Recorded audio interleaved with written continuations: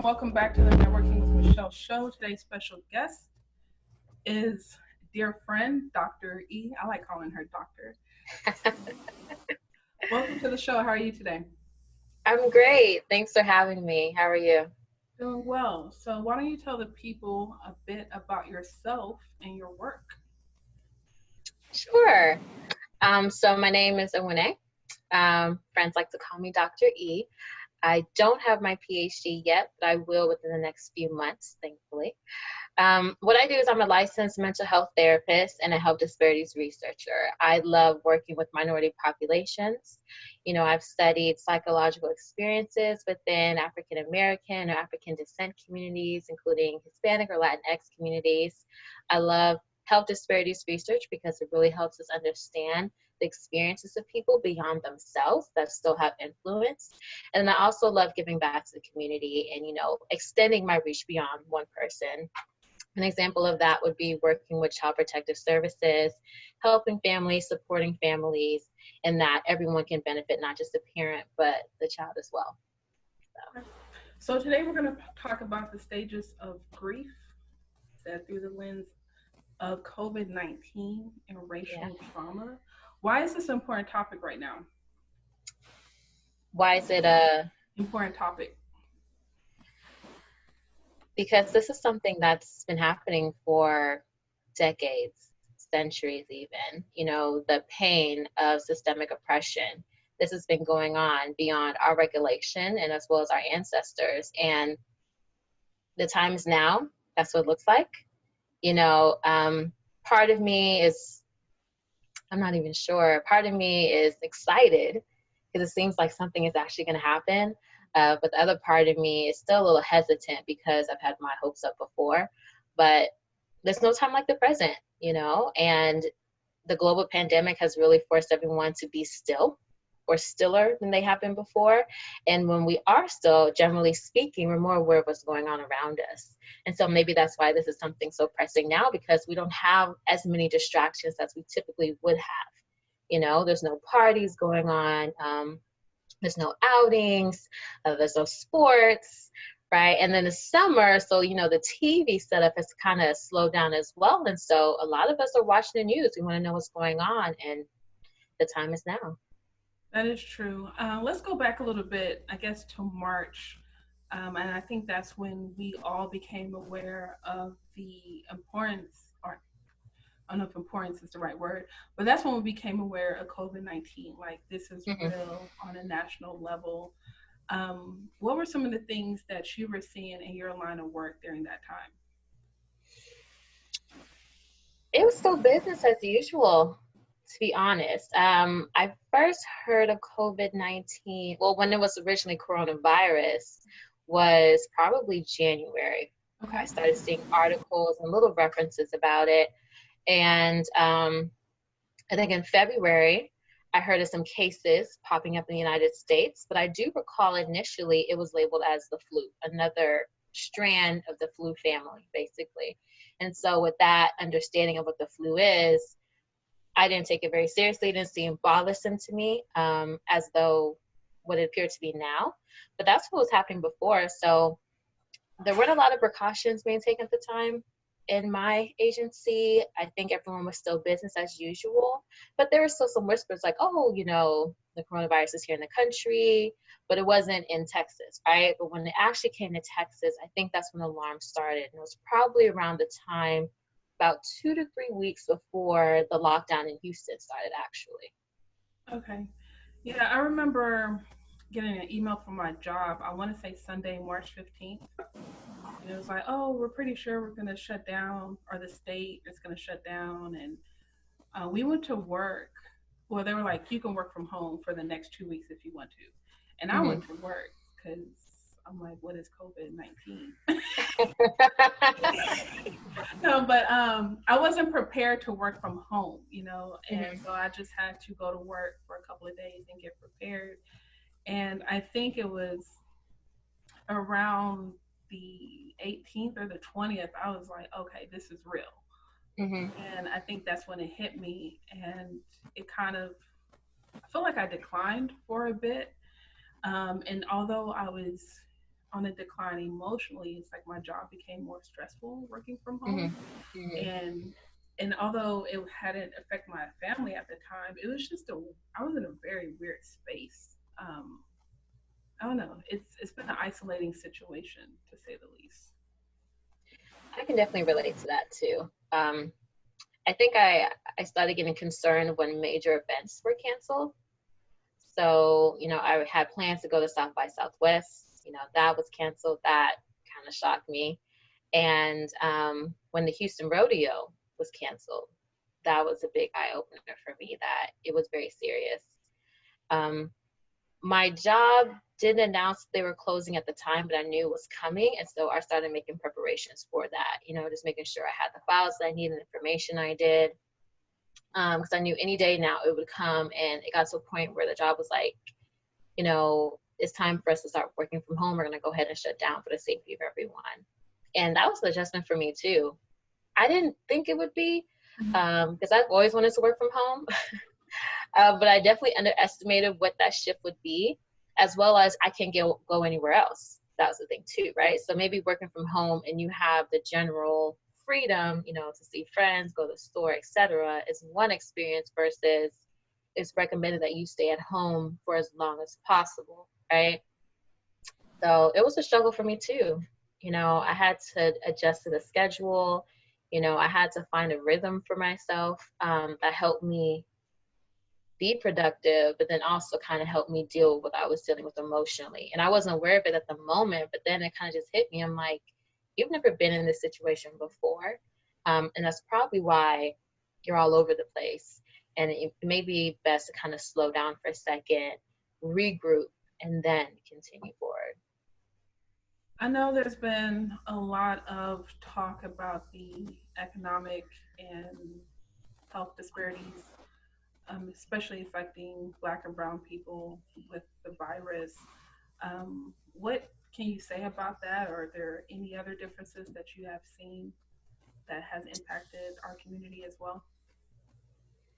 I think in any aspect you consider it, we're going to have negative consequences or the most significant consequences of it, unfortunately. Health disparities isn't new. I think I have mixed emotions towards the discussing of health disparities at this time, or, at the time we're referencing early when COVID really hit, because I think before we started discussing health disparities, people saw it as a national issue, generally speaking. And then once we started discussing that, African American descent or those of Hispanic or Latinx descent are experiencing death rates or, severe responses to this virus more than, white Americans, that's when it's like, well, we don't care. Let's go ahead and open up. That's what it kind of seemed like. That may not have been what was happening, but that's definitely the experience a lot of people report. It's like when they started talking about health disparities, things completely shifted. Um, and the one thing people don't understand about health disparities is it's not the responsibility of the individual or even the community. That is a true systemic issue. I even think about when we talk about obesity, people tend to make it an individual thing. But when I studied health disparities regarding obesity in minority populations, there are several factors that significantly contributed to it that no one thinks about. For example, food deserts. When we tell people to eat healthy, one, do they even know what that is, right? But even beyond that, do they have access to these places or are they far away, right? And if we tell them to work out or walk outside, there's a lot of assumptions with that statement. One of them is it's safe for them to be outside. Another one is, do they have sidewalks for them to walk outside or are they walking in the street? Another one is, do they have playgrounds or parks available for them to do some of these pretty easy activities that they wouldn't be able to do like on concrete, for example? So there's a lot of assumptions that goes into it that most people don't think about, but that is not the person's fault, right? That's not the community's fault, but that is the government and the funds that they put into certain areas that cause someone to be more obese or a community to be more obese than other communities. And I think the same goes to COVID as well. Healthcare access, discrimination in healthcare. Those are all real factors that are beyond the control of the person. And it's hard because you can have insurance, right? And you can want to go to the doctor, but if the person isn't willing to listen to the pain you're experiencing, there isn't much you can really do. All right, so I want to transition to racial trauma. How would you define that? Um, I would define racial trauma as heightened responses to racial oppression. So that could be heightened emotional responses, heightened mental responses, like certain thoughts that you may have, physiological responses. So that could be sweating, heartbeat, twists or knots in your stomach, or even behavioral responses, sometimes lashing out, being lethargic, no energy, for example. So it's whatever response a person has in response to systemic racism, racial oppression. And you don't have to experience it directly. It can also be you witnessing it, for example, and having that vicarious experience.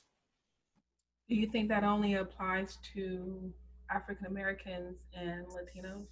Short answer, no. Long answer, when we think about racism and who has experienced it, I would probably highlight, populations of color, definitely, with a special star on the African American community. um, but no, so I don't think that is unique to anyone, generally speaking. But if we highlight the racial trauma the African American community has experienced, is very significant.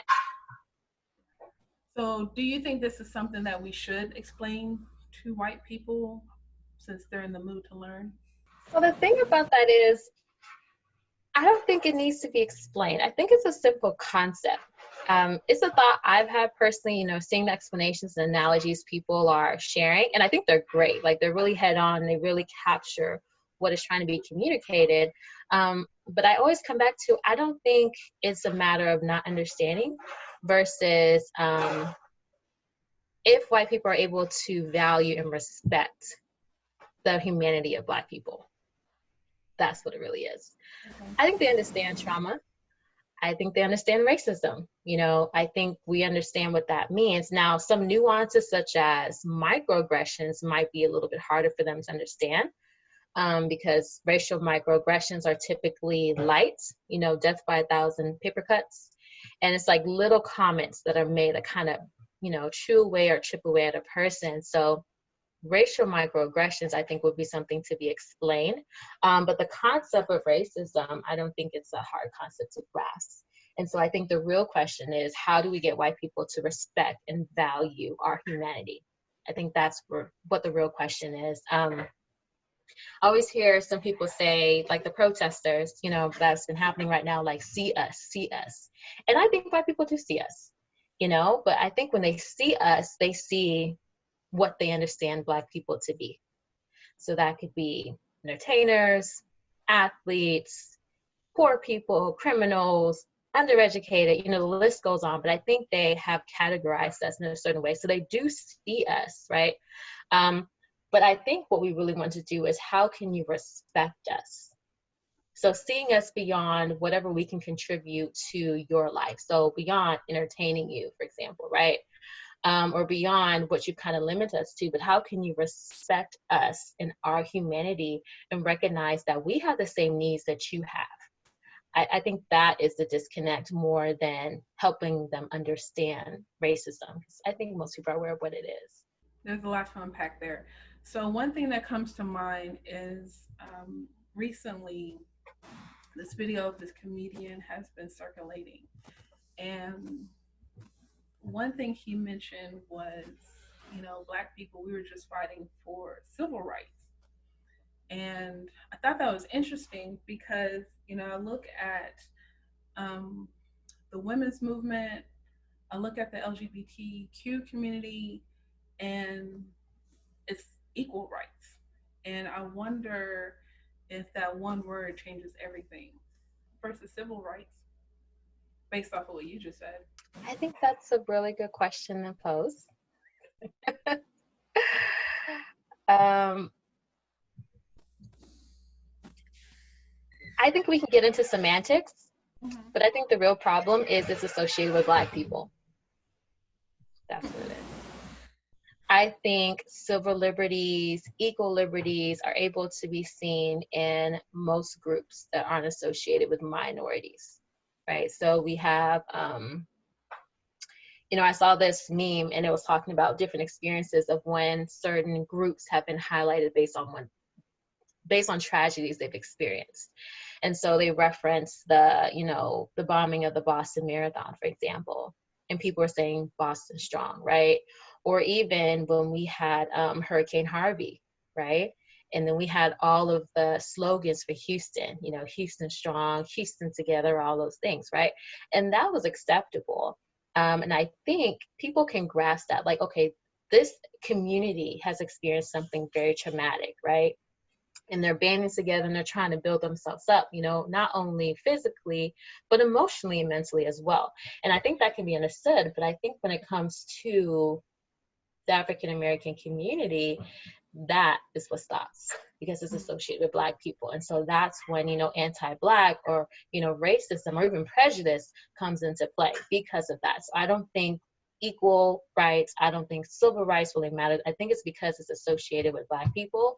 And when I say we, I mean generally, people are downplaying or dismissing anti-Black or racism that's associated with us asking for things. Have you heard of positive tox?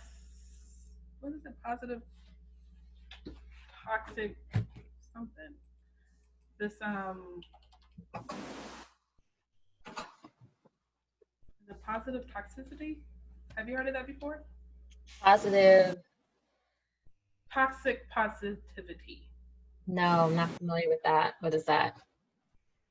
Um, the phrase toxic positivity refers to the concept that keeping positive and keeping positive only is the right way to live your life. It means only focusing on positive things and rejecting anything that may trigger Oh, negative yeah. emotions. Yeah, yeah, I have heard of that. I have, yeah. Do you think we can compare that to racial microaggressions? Yeah, definitely. Especially if it's, again, confronting, anti-Black behavior or, prejudice behavior, definitely, because it makes a person feel uncomfortable. You know, um, I think there's an image of a racist person that we tend to push in society, right? And I don't think we talk about prejudice enough, Right. right? Because racism is associated with systems. So people in and of themselves, generally speaking, cannot be racist, but they can be prejudiced, right? And so that's holding a belief about a certain group that's, without basis, basically. And they're acting off of that prejudice, right? And playing into a racist system that will support them. So I think when we confront a person, with, oh, you're being racist or you're being prejudiced, I think they have that image in their head and they're like, that's not me, right? Like I am not a member of the KKK, lynching, African American people or burning crosses. That's not me. I'm not a racist. And they don't understand that racism looks different now. Prejudice looks different now. And racial microaggressions is one of those ways. So I think that's what it is, and when you confront a person with that, it makes them uncomfortable because it's like a cognitive disconnect. Like I know who I am, and I think because I may have a Black friend, right, that I can be racist. And so that kind of challenges their perspective of themselves. And anytime you challenge a person's perspective of themselves, there's going to be some pushback. And so I think that's what the positive what is the phrase? Toxic positivity. Positivity, toxicity. Toxic. Is that it? Toxic Yeah, positivity. positivity, toxic. I think that's what that's referencing. It's just a discomfort, the cognitive dissonance of that. And people say, I'm focused on positivity and, I'm focused on love for everybody. And they're not really understanding what that means. Yeah, some white girl tried to, she schooled me on that last week. But I like your breakdown of race and racism and prejudice. It's probably one of the best Mhm. breakdowns I've ever heard. So I definitely, yeah, definitely commend you on that. How would you describe discrimination? And does, I mean, I would assume that still exists because it falls under that umbrella. Right. Discrimination would be the act of your prejudice. So Okay. discrimination is a behavior. So prejudice is a belief. Okay. And discrimination is a behavior, is acting out of the prejudice beliefs. And the system is just racism, I guess, and discrimination kind of fall together because racism focuses on the bigger picture and discrimination is the small acts that supports it. So I read your blog post, and lots of times when, so is your blog post, what's the title of it again? Coping with racial trauma on mindsovermelanin.com. Yes. So I think I am a person that has gone through a lot of bullshit in life, a lot of trauma, right? Traumatic experiences. And, Mm-hmm. definitely been open about my experience with therapy on my platform. But I don't think people consider racial trauma and getting help for that. So, how can we identify that we are going through racial trauma in that process of what does help look like? So there's a couple assumptions with that that I kind of want to address. I think going back to your previous question, like how do we get white people to understand racial trauma? Most therapists are white, and about 1% of psychologists are Black, I believe, and 3% of master's level therapists are Black. And so when we kind of think about that number, some of these people who don't understand racial trauma are clinicians. And I'm taking my time trying to run this through my head. But I think one, people may not be comfortable discussing that with their therapist. Most people who discuss their racial trauma do not discuss it with anyone outside of their cultural group. Because of some of the strong emotional responses that come out, right? And kind of thinking about how African American people have had to adapt certain defense mechanisms, such as keeping it cool, playing it cool, right? And so discussing your racial trauma will kind of prevent that process because at some points you may get enraged, your voice may elevate, right? And some people don't feel comfortable doing that outside of protected spaces. So that could be one thing.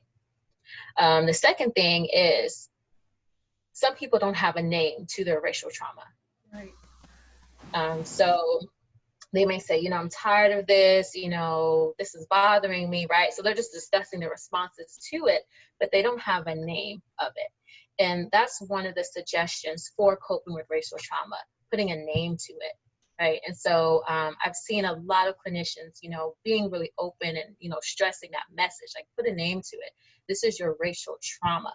This is trauma, and typically when people think of trauma, again, I'm speaking in general terms now, they think of like sexual assault, right? Some type of violence. They may think of like a car accident or an unexpected death. So typically therapeutically, that's how trauma is. And unfortunately, due to the lack of multiculturalism that exists within, mental health, racial trauma hasn't been included. It's up to a clinician of color to kind of address that, to bring it up. Personally, that is something I kind of talk about with my clients, even before this happened. I had one client who had a situation and he had an unlicensed firearm.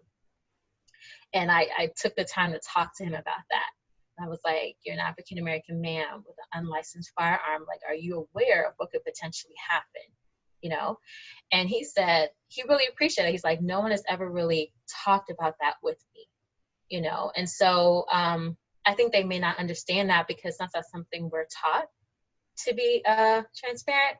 We learn a lot of these theories, but most of the theories are not based on the minority experience. And so when we don't include minorities in our theory development or even our intervention development, we lose those experiences, and we don't learn how to apply the theories or the interventional models to it. So the first thing I would say is kind of naming it, hoping that you're comfortable. I know a lot of clinicians now have discussed, like, how can I be anti-racist within, therapy with my client, right? And so there are a lot of clinicians, well, I'll take that back, not a lot, but there are some clinicians who are open to training other therapists in this arena, and who have also developed manuals for this arena to help with that. So I am confident that this is something that has legs, and will really take off. But, for people, I think it's just putting the name to it and just trying to put it out there and, see how it's received. I had a conversation with my therapist on Friday. So Sunday night, whatever day that was.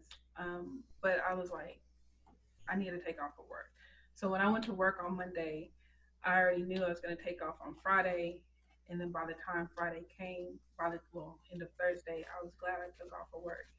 Mm-hmm. And I already had my appointment with my therapist. So, she had to hear everything. So whatever was going on with me personally, kind of, I don't know.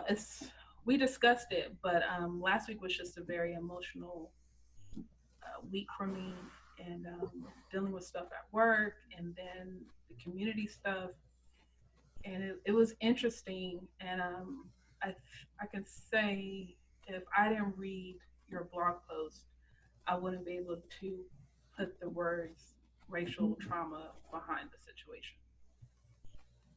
I'm glad that was helpful for you. And I'm glad, no, in all seriousness, I'm glad that you have that safe space.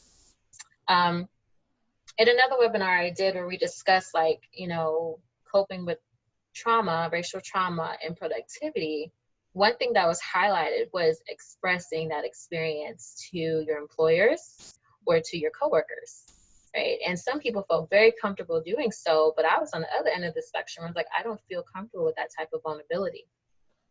And I know the emotional responses I have to it. It's something I do talk about in the blog, how I get so emotionally involved, like I kind of lose myself.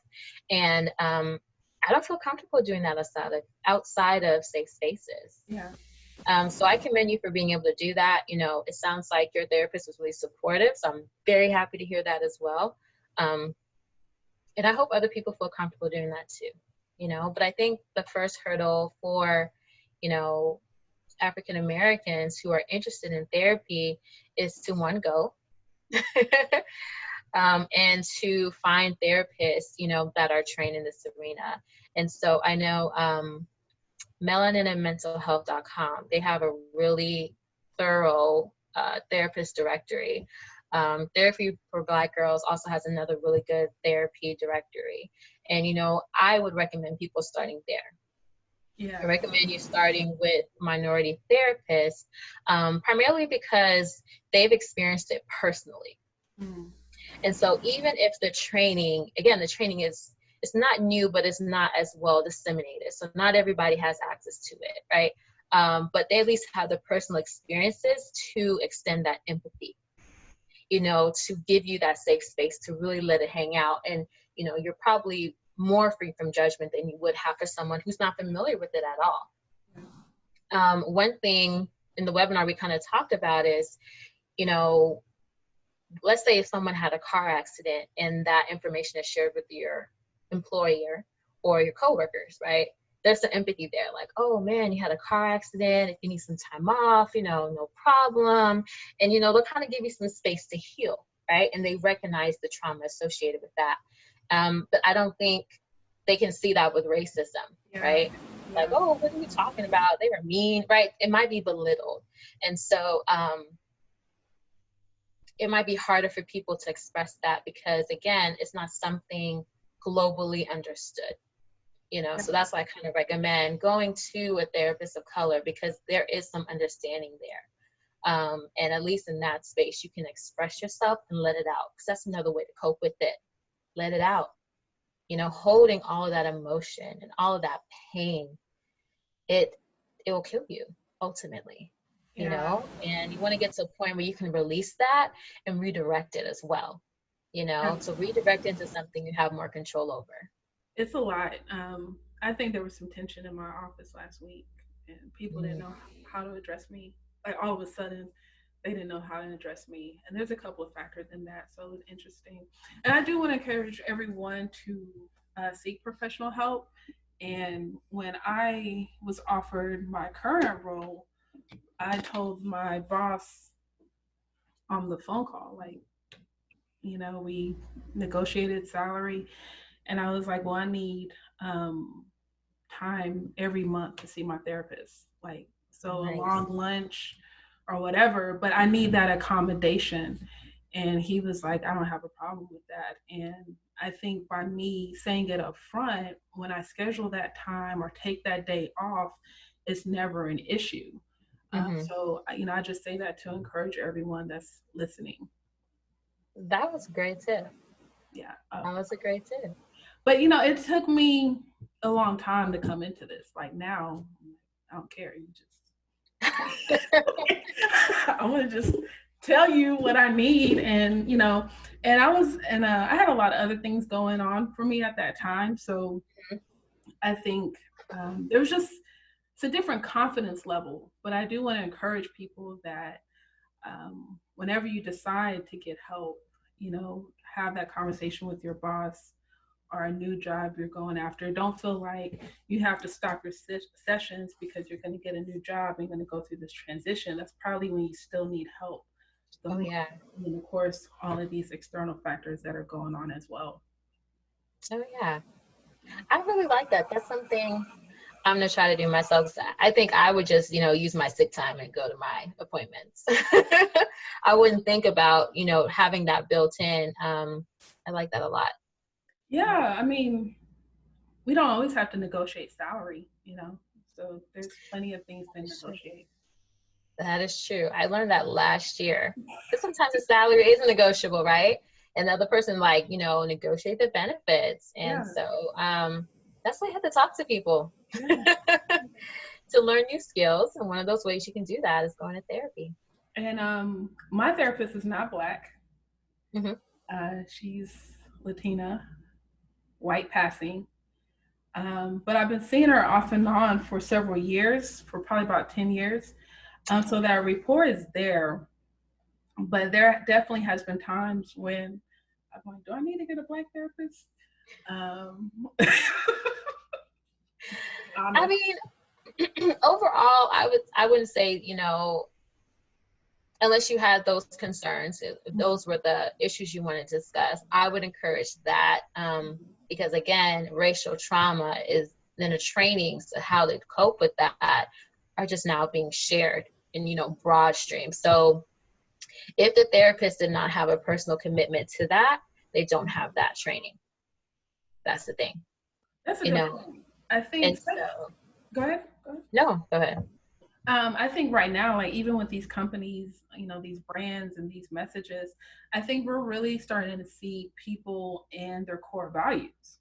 Hmm. What are your core values? And, um, how are you improving yourself? Because if you're improving yourself, that's going to determine how you show up in the world.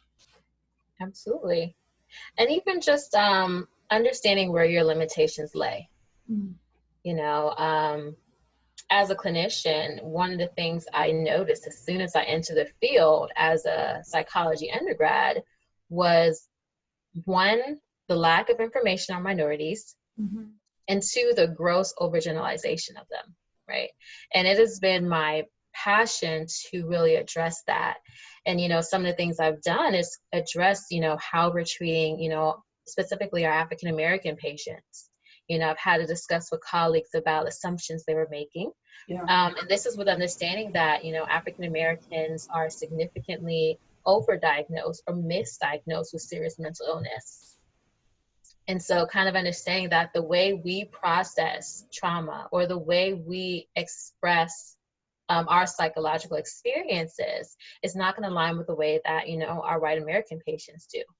But unfortunately, because our diagnostic nature is based primarily on the white American experience, that is where the overdiagnosis or the misdiagnosis takes place. And if you don't have a strong cultural understanding of this population, you can miss it. And so that's personally something everywhere I go, every agency I'm in, that's something I bring to the table. And I'm sure, some of my colleagues get tired of that because I'm like, oh, here she goes, talking about cultural competency. But it's important. Yeah. It's important. And, if I'm the only Black person in the room, which I typically am, I feel like I have to say something. I have to, because I would want someone in that position to say that for me if I were the client. Like, let's look at this another way. Did you consider this? I think I should step in. And so that's why I said, shifting people back to, therapists of color for the time being until this information is really disseminated really well, because most therapists who are of white descent are not committed to racial trauma, right? Or racism, or, systemic inequalities. Typically, no. Those conferences tend to be much smaller than the larger, more generalized conferences. So it's just something to kind of think about, and just offering people extra lining of protection. Yeah, absolutely. With so much going on right now, we're starting to see children of all ages protesting, participating in the protest. What kind of conversation do you think parents need to have with their child at any age? Uh, I have mixed emotions.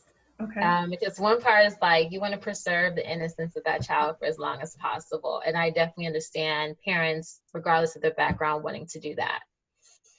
But the other part understands that, unfortunately, some parents don't have that choice, Mm.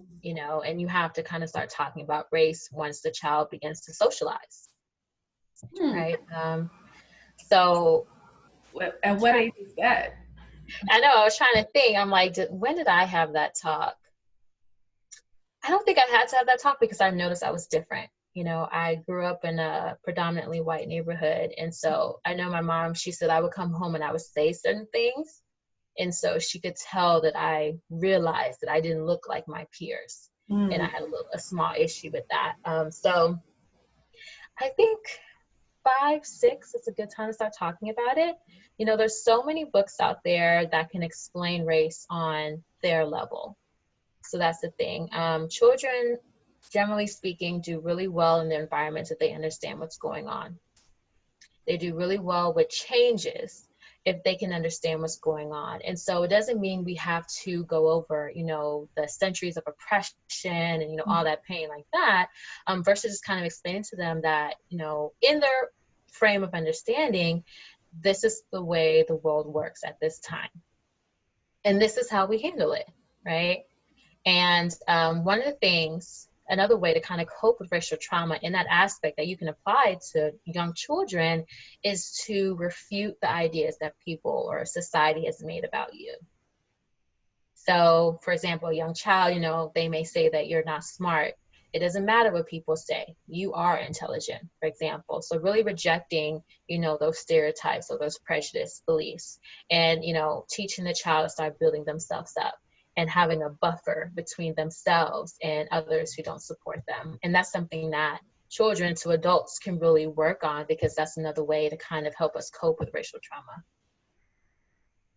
Is there, can you be too young for therapy? Like, depending on the, I guess, the trauma level? Because there's a lot Um, going on right now, and I'm hearing a lot of things about kids at a very young age. well, my answer is going to be limited, because I primarily work with adults and older children. But I do know they have play therapy, and that's typically recommended for 9 and younger.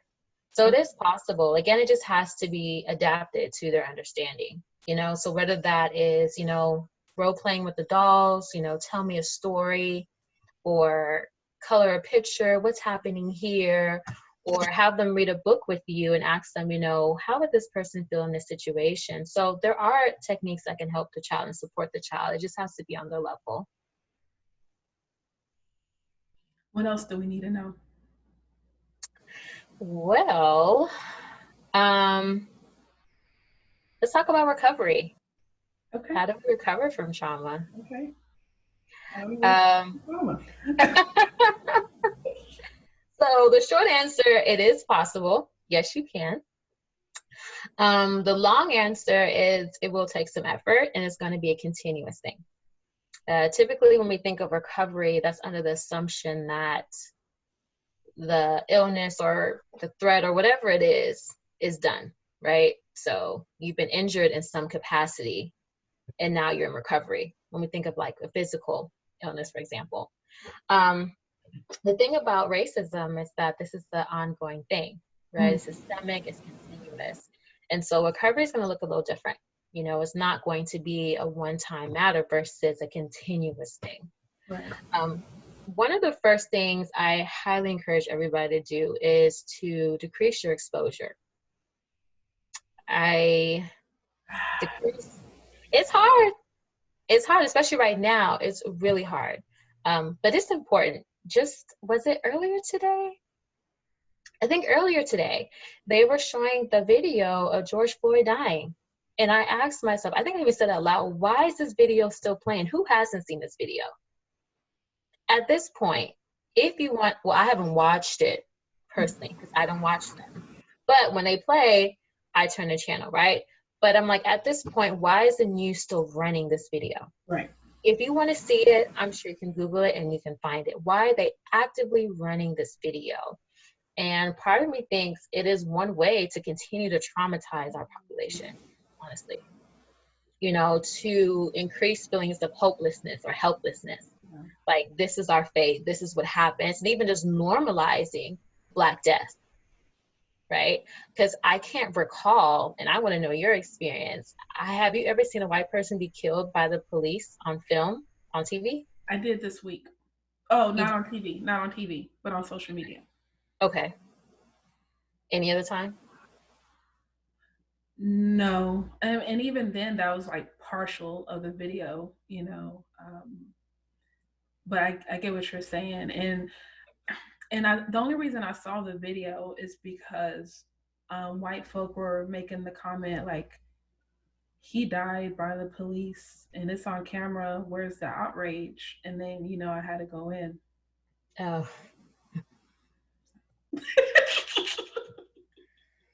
Oh man. I had to write novels on Facebook, and I was like, oh, I got time today. Yeah. So you saw one. I cannot think of one. I'm sure they exist. I'm And not saying it doesn't happen, but I can't readily recall a film, but I can probably readily recall 10 different deaths that I know have been showcased on TV, right? That's a problem for me. yeah, no, you're right, and I even brought that up like in my response. So Yeah, that's the problem for me. Especially for those of us who don't want to see it, you know? And I think one thing we can try to control is decreasing our exposure to that. So not watching the news as much, limit it to once a day, every other day.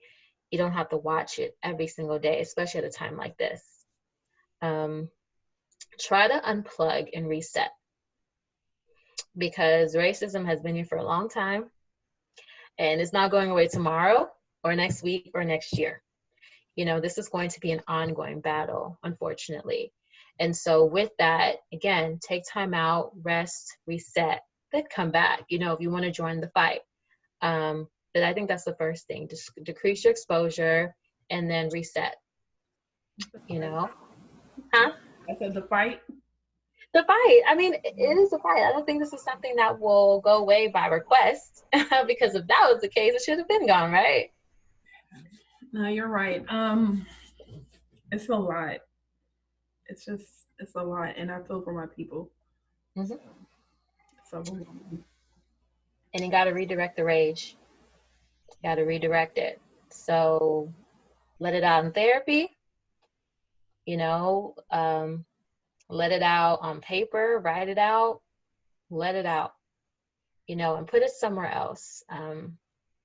One way I put it into is my work, doing my work on the grassroots, making sure that if there is an African American client within my reach, that I'm ensuring that they have full competent care, right? Mm. That's something I can control. I can't control the officers. Yeah. Voting, that's something I can control, making sure that I'm showing up and supporting our communities. It's important. And I know people downplay it, but I always say if that's the case, one, why do white people vote the way they do, right? And then two, why are they making it harder? Because if it didn't mean anything, right, if they could just do whatever they want, theoretically, then there wouldn't even be like, yeah, go to vote. We're still going to decide what the outcome is. So it's not quite as simple, right? And so it's just something to kind of think about. That's where you can put some control in. That's where you can put some power in. Another one that I've had discussions with friends about is reporting for jury duty. Mm-hmm. Yeah, I think generally speaking, we tend to be reactive to sentencing, for example, or reactive to certain situations, and we can be more proactive. So we can actually be, in the jury that's deciding the sentencing for this, African American person, versus we just see the comparisons, on social media, like, oh, why did they get that? Probably because they had an all white jury, so just really being involved and understanding that racism is a several 100,000 headed monster. And it exists in so many different realms. And every single realm must be squashed. And so for some people, that could be protesting. For other people, that could be writing grants to support, these organizations. For some people, that could be making sandwiches and babysitting, making sure the people who want to go out there and protest have support for childcare, have proper nourishment, for example. So there's so many different things that you can do. And that is where I encourage people to really, put their rage in, because sitting with it, festering inside your body, that is one of the ways you can break down your immune system. So when people say stress can kill you, it's not an exaggeration, it's a literal thing.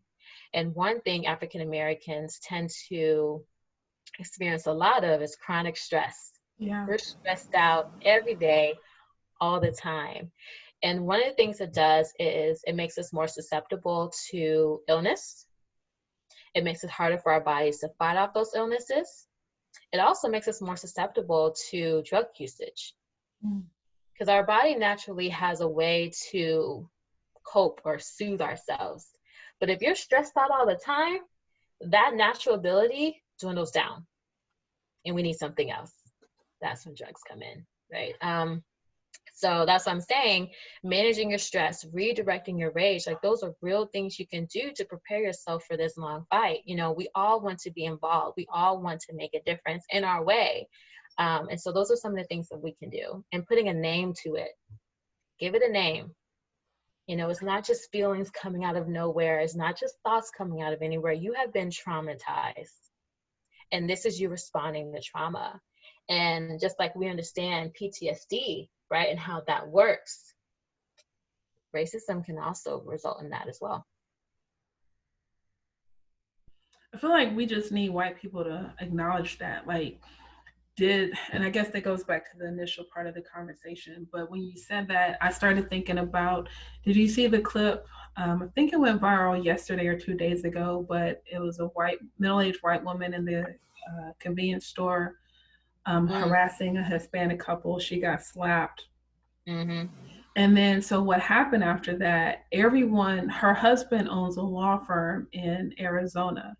So Mm, everyone went to Yelp and gave the yes. law firm bad.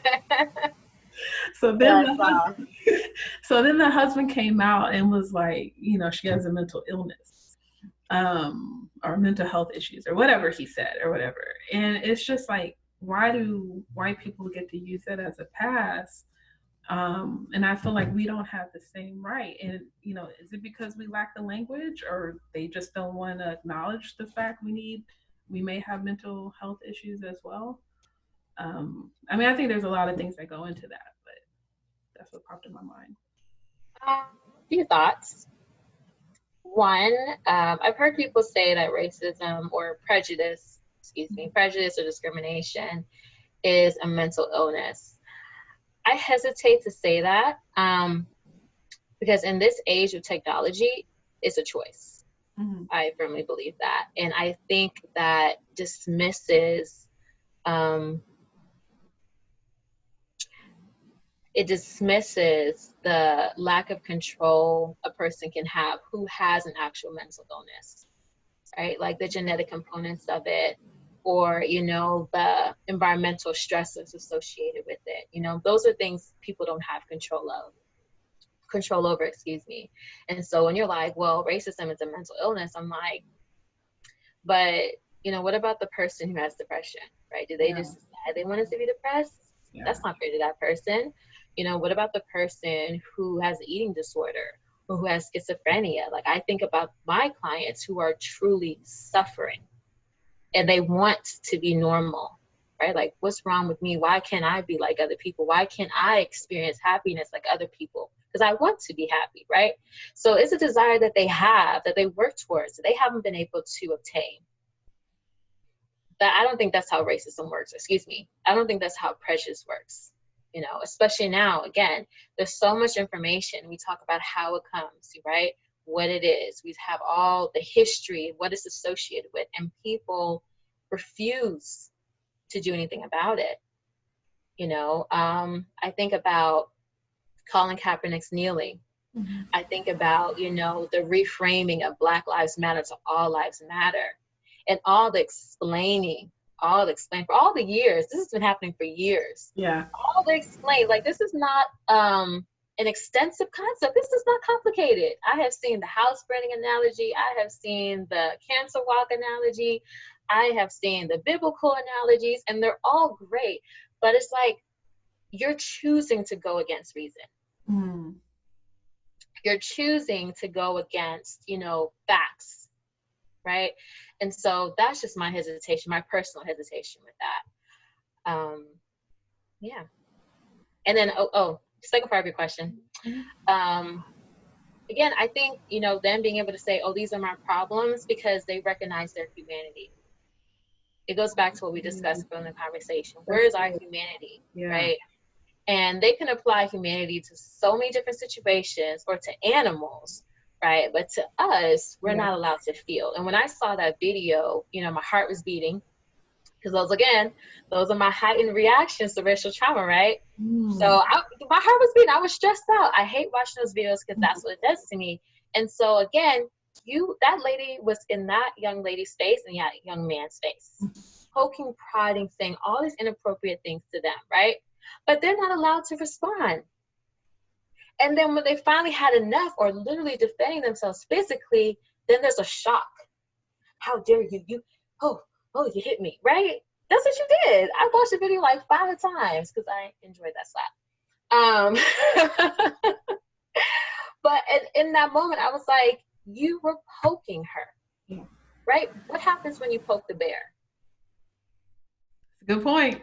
Yeah. Right? But we understand that concept, but we don't understand it when it comes to people, right? Or non-white people. And, and I think about, protesting, they're yelling in their faces, they're spitting on people, and we just have to take it. We just have to take it. And you're free to just behave however you want to, do whatever you want to, make mistakes, panic, right? But we're not allowed to panic. We're not allowed to respond. We're just dead. What are your thoughts on the Amy Cooper video? Another thing that got my heart racing.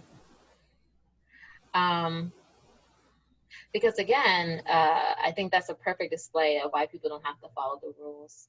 Mm-hmm. They can do what they want, and how dare you say something to me? That's how I interpreted it.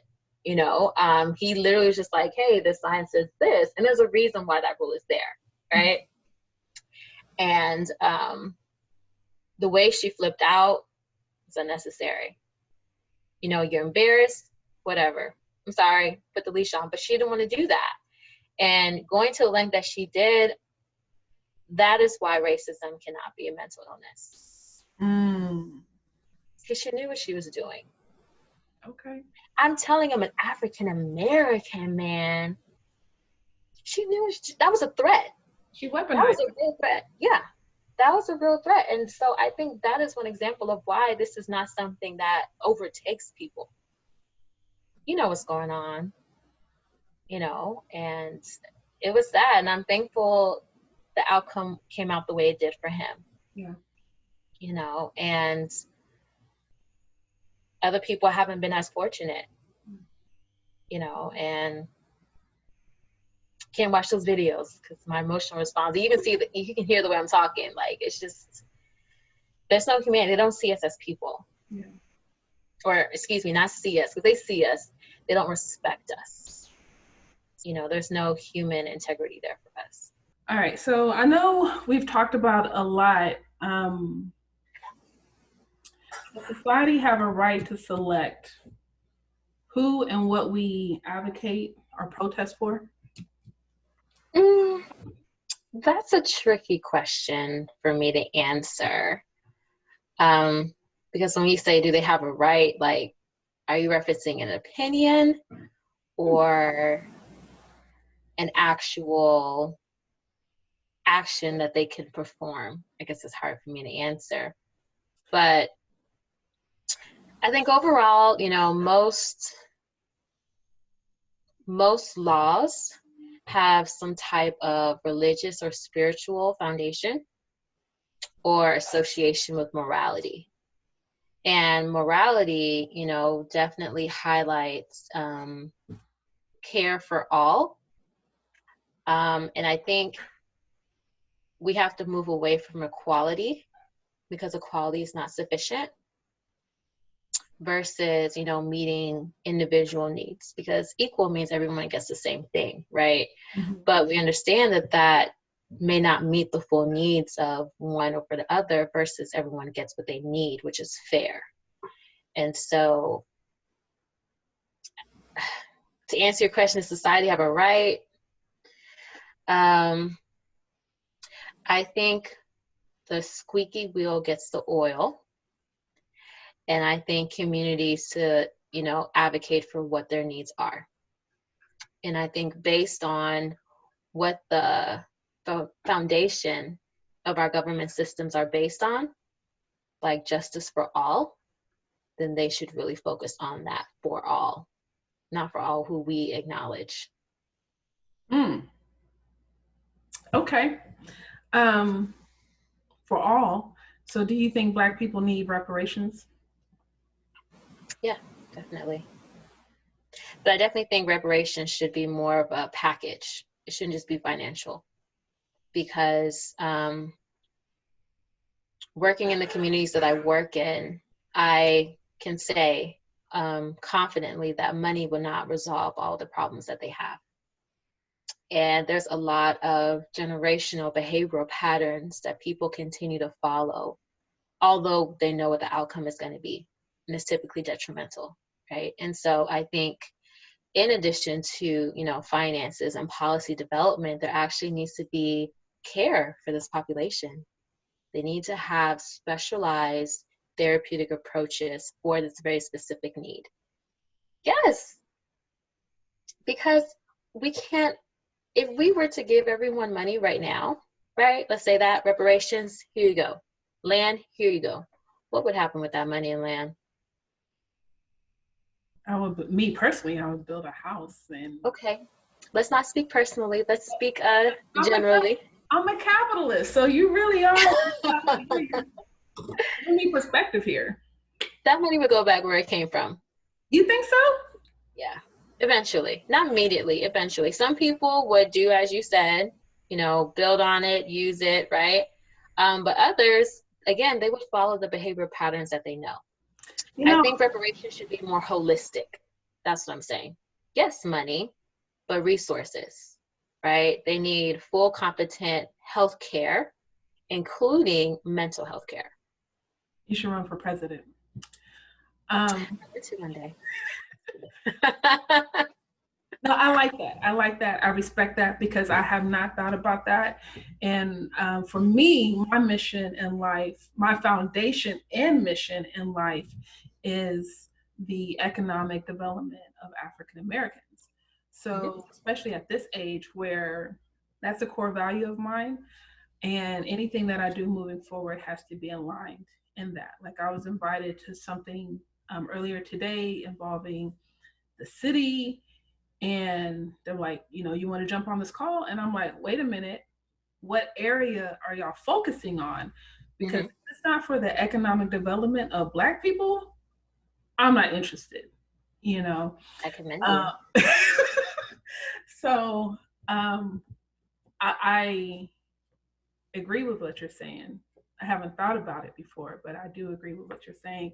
I guess for me, I do believe that economic development's the foundation because money is a tool, right? Mhm. I believe if we have the money, I I would like to think we would spend the money on those resources, be it education, be it politics, agriculture, to better our communities. And that's my thought process. But I like what you said because our behaviors are true. I mean, I hate to highlight it that way, but I think again, we're trying to be progressive, right? And while money has its attributes, it's not magical. And so, kind of what you're saying, like, oh, people get the money and they're going to do these wonderful things. If they haven't done it before, why would we anticipate they do it now without some type of education or training? Right. And then also remember, most African Americans live below the poverty line. Mm-hmm. So they have been in survival mode financially, right? And it's expensive to be poor. It is. And so when they're in survival mode, they have developed certain skills aligned with that. They don't know what it's like to be financially secure. And so with that, there's certain behavior patterns associated with that. And so I think economic training, financial training, education is important, one. And then two, how to address that trauma. Because again, most people haven't put a name to it, right? Most people don't know how to handle it because some of the ways that people process their trauma is through aggression, Mm-hmm. is through perceived apathy, but really it's just hopelessness, right? Another one could be increased reckless behavior because they're like, if I'm going to die anyway, let me just do whatever I want to do, right? And there's no right or wrong way to respond to trauma um, because it's all grieving and everyone responds to grief differently. And so when we think about the stages of grief, we have denial, anger, bargaining, depression, and acceptance. Even though we present it in like a 1 through 5 type of thing, it's not always continuous. So you can bounce from one stage to the next stage to the next stage to the next stage. And so that's why we kind of see some differences in how people are responding because of their grieving differently. And so that's one thing to understand.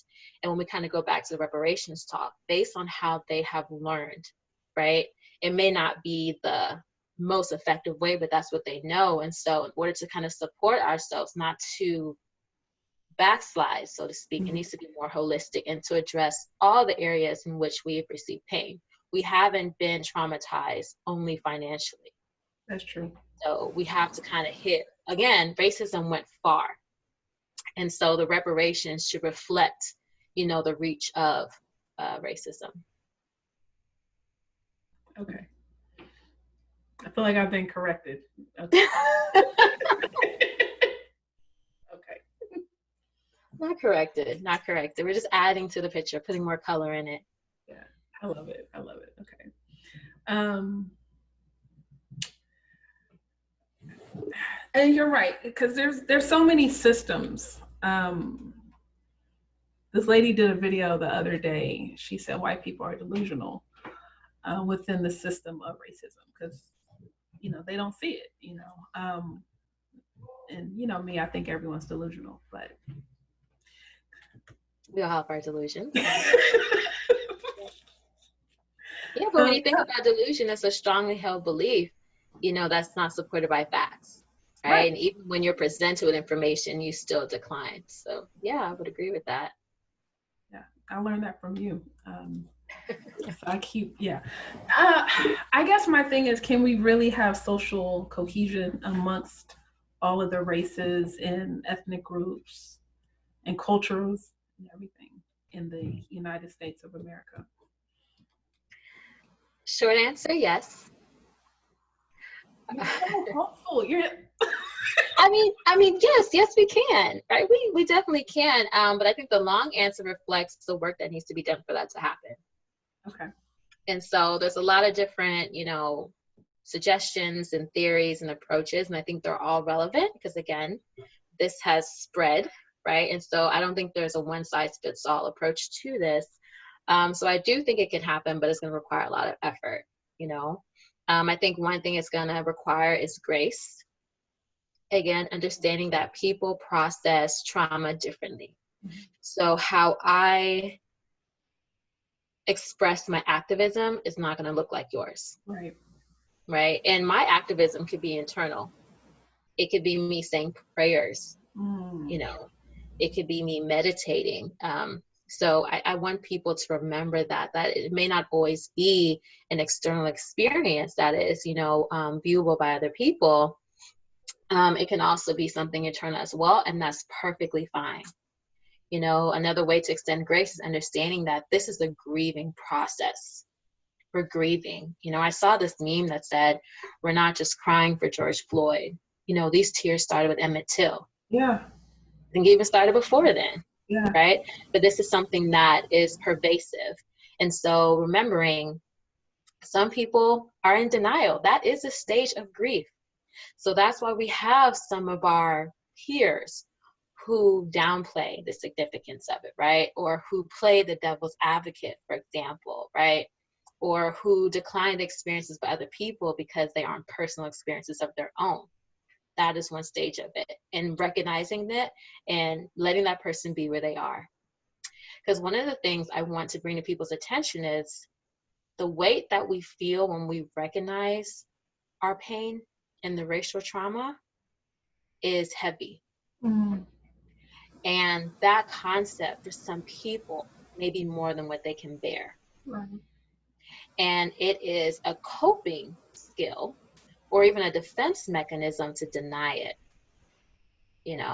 So just kind of trying to see it from their perspective and extending grace to that person that this may be too painful for them, and the best approach for them is just to deny that it's even happening. you know and there's some other people who are angry, or there's those who are bargaining, and bargaining is just like, not only begging to God, but maybe even to white people, like, okay, we'll do this if you do that. That may be where the respectability politics comes in. Like, if we do this, then we can get that. It doesn't work that way, but that may be where they are at that stage of grief. And so just kind of remembering that this is a grieving process for everyone, and it's going to look differently, and there's no right or wrong way to do it. So that's the first step. So this is a multiple point answer. The next step would be addressing the anti-Black ideologies within other communities. So I know people are like, oh, the Black and brown people, should get together, Asian heritage should get together. Yes. Again, short answer, yes. But then let's not forget that we still have our Black brothers and sisters who are of Hispanic or Latinx ethnicity that are currently fighting for their civil rights as well. The Afro-Mexicans come to mind, right? They're not being acknowledged. And so that's something to kind of think about, is we have to address, some of the prejudice and discrimination that exists within these other communities too. And then 3, going into, seeing that when one benefits, we all benefit. And I think specifically when the African American community benefits, so some type of trickle down effect that happens for the other, minority populations. I think of the National Immigration Act that came from the Civil Rights Movement. And that primarily, initiated non-European immigrants.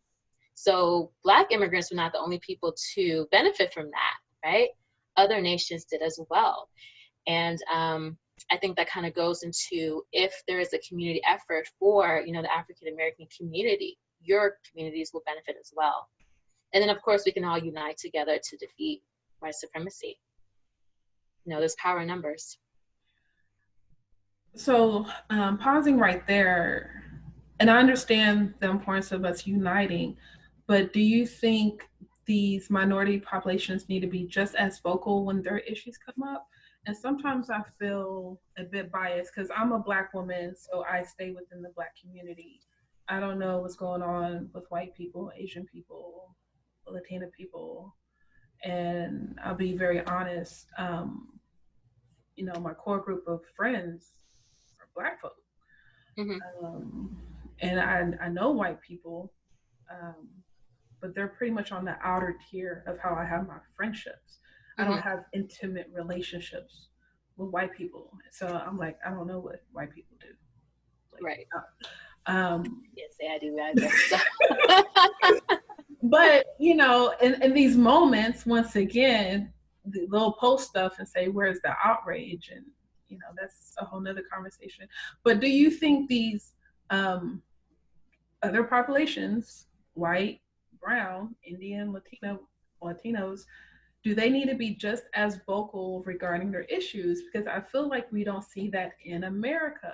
I feel like there will be sprinkles of stuff, but nothing like when a Black man gets murdered, which we'll just stop right there. Are you saying they should be vocal about what's happening in the Black community Well, or their personal communities? if they want to join, that's great. If they don't, I understand. But I think within the personal community, I just feel, I hate to say this, but I think being in Texas is the truth. And um, I had a phone call today with Hispanic woman who was in pain, but she's like, I don't want to go to the hospital, right? Mm. So I think there is a level of deportation, not just for Hispanics, but for all immigrants. My mom's an immigrant, so I get it, and I have a lot of sympathy for immigrants. Um, but sometimes I wonder if that's why they're not as vocal with some of their issues. But yeah. That could definitely be one reason. Mm-hmm. Absolutely. That could definitely be one reason. I think before we can band together against white supremacy, that, everyone should, to the best of their ability, address inequalities in their community. Because those are essentially weaknesses, and so I think it's not to say, you do your thing, I'm going to do my thing, versus let's, prepare ourselves, right? So it's kind of similar to being on a team. Everyone is working out. You may have a strength and a weakness, and I'll have a different strength and weakness. And so we're making sure that we have positioned ourselves the best so we can play as a team to defeat the opponent. And I think it's the same concept. Yeah. The community is kind of restoring themselves, preparing themselves, and then moving forward. But I definitely think fear of deportation could definitely be one of them. I think that is one, I don't want to say advantage that the African American community has. Because I think when people think of immigrants, they only think of, Hispanics or Latinx or even Asians, even though Asians have a pretty extensive history within the United States, right? But they're still considered other immigrant in that regard. And I think we have a different veil that may give people a little more comfort. Because I saw this meme and someone said, where are the African and Caribbean people in the Black Lives Matter marches? And so someone said, like, well, are we supposed to like distinguish ourselves? Like, and so, that could be the thing. It's like we can blend, right? And so, when we think about the African American community, citizenship is not a highlight of that community. And so we do kind of have a veil to kind of blend in a little bit more. So that could be one aspect of it. That's a really good point. Yeah, and I discussed that. So I'm definitely going to have an episode on that because, I'm African, so that's important to me. But I'm Black, so people see my skin. They're not like, they don't care about my story until later. Right. Being that you are a Black woman, do you fight for if you had to make a decision, do you fight for civil rights first or women's rights? I think I fight for civil rights first. Because the reach is bigger, because it wouldn't just be Mm. me and my mom and my sisters. It would really be my whole family. And I think my race comes before my gender, because I'm a Black woman, not a woman who is Black. So in that regard, it's just recognizing that my skin is seen first and then my, gender. Um, I don't think I choose, but if I had to, that's where I would be, because it would not only benefit, like I said, me, my mom, my sisters, aunts, and all that, but also, my husband, my family, my brothers, sons, nephews, like it will cover everyone. So I think that's where I would be. Yeah, that's real. That's real. What else? That's it. You sure? Yeah, you hit everything. How can people find you?